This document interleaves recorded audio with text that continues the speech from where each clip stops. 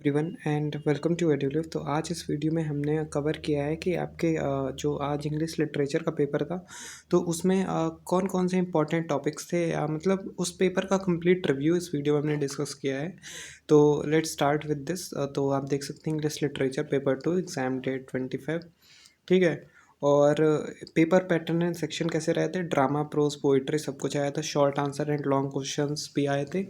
उसके बाद theme, character, devices plus interpretation पे ज़्यादा फोकस दिया गया बजाय डायरेक्ट क्वेश्चन पूछने के। थीम के क्वेश्चन थे, कैरेक्टर्स के थे, ठीक है। और ओवरऑल डिफ़िकल्टी कैसा था paper is reviewed as balanced with standard expected analytical question, ठीक है। पेपर मतलब बहुत बैलेंस था, कोई बहुत ज़्यादा टफ नहीं था और बहुत बहुत ईजी भी नहीं था, ठीक है। तो what people will say about this paper, जैसा आपका रिव्यू हो सकता है कि इजी टू मॉडरेट था, जैसे कि हर साल ट्रेंड्स आ रहे हैं। और फोकस ऑन टेक्सचुअल अंडरस्टैंडिंग, मतलब किस बेस में आपने जो टेक्स्ट को अंडरस्टैंड किया है पोएम से। ऐसा नहीं कि आपको एकदम क्वेश्चन जैसे लिखी है लाइन उसी का आपको आंसर दे देते हैं, मतलब जो मैच कर रहा है, जो रिलेट कर रहा है, आपको रिलेट करना आना चाहिए। जो टेक्स्ट है उसको अंडरस्टैंडिंग आपकी अच्छी होनी चाहिए, ठीक है। Questions from prescribe drama, prose and poems वही चीज़ आई, तो कुछ आउट ऑफ सिलेबस जैसा कुछ नहीं था, ठीक है।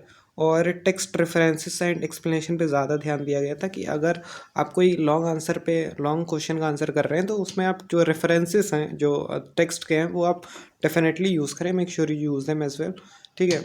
और उनके एक्सप्लेनेशन और हाई स्कोरिंग एरियाज़ क्या थे कि अगर आप एक्सट्रैक्ट आंसर को बहुत अच्छे से वेल एक्सप्लेन करें, करेक्टराइजेशन एंड थीम इंटरप्रिटेशन को बहुत अच्छे से समझें, पोइटिक डिवाइसेस का बहुत अच्छे से यूज़ करें और उनके आंसर्स का करेक्ट मीनिंग आप दें, ठीक है। और जो लॉन्ग आंसर्स हैं उनमें रेफरेंसेस का बहुत यूज़ करें, ठीक है, मेक श्योर। और जो कॉमन मिस्टेक्स या कॉमन ट्रैप्स स्टूडेंट्स इनको अवॉइड करना चाहिए था कि बहुत छोटे आंसर्स नहीं लिखने थे अगर अच्छे नंबर अच्छे मार्क्स का क्वेश्चन आ रहा है, ठीक है। टेक्सचुअल सपोर्ट नहीं दे रहे, आप बस अपनी कहानी लिखे जा रहे हैं and you are not just using any reference from the actual drama, prose और पोइट्री, ठीक है। That can make you lose some marks, ठीक है।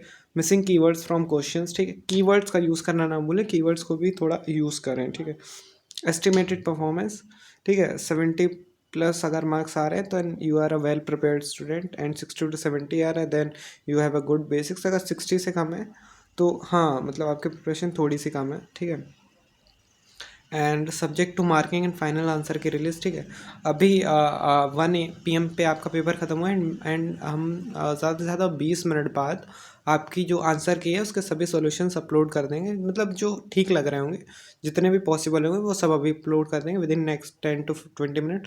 सो make sure you subscribe our channel and like this video as well, ठीक है। Future preparation पे अब तो कोई इन चीज़ों का मतलब रहा नहीं है, बट जब आप अगली क्लासेस में भी देंगे तो मेक श्योर कि आप इनके थीम्स पे ज़्यादा ध्यान दें, ठीक है। प्रोज के इंटरप्रिटेशन को ज़्यादा ध्यान दें और किस वे में पोइट्री का मतलब पोइटिक डिवाइसेस यूज़ किए हैं और जो एक्सट्रैक्ट है उनको एनालाइज करना अच्छे से आना चाहिए, ठीक है।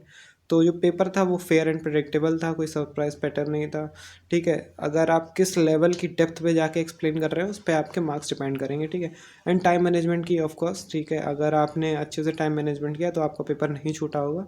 तो make sure you subscribe the channel and we will upload the answer key very soon. Thank you.